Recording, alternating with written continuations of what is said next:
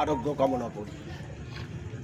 আমরা আরও বলতে চাই যে এই প্রতিবাদে আমরা আজ একটু গ্রাম মোমবাতি নিয়ে আমরা একটা মিছিল করব।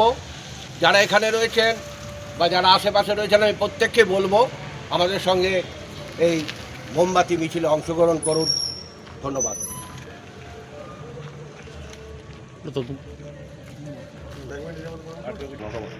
হ্যাঁ, আমি যারা এখানে সমবেত রয়েছেন তাদের প্রত্যেককে বলছি সেই সব আমাদের যারা সহনাগরিক কালকের আক্রমণে যারা নিহত হয়েছেন তাদের প্রতি নত মস্তকে 1 মিনিট কাল নীরবতা পালন করব। ধন্যবাদ। এটা স্মরণসভাটা হলো নবারণ সংঘের উদ্যোগে চিনপাই গ্রামে।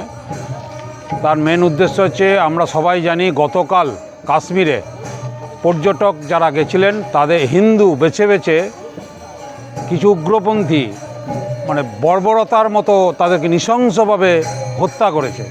সেই যারা মারা গেছে তাদের স্মৃতির উদ্দেশ্যে তাদের আমাদের এই নবারণ সংঘের উদ্যোগে এই স্মরণসভা এবং মোমবাতি মিছিল আমরা গ্রামে পরিক্রমা করলাম।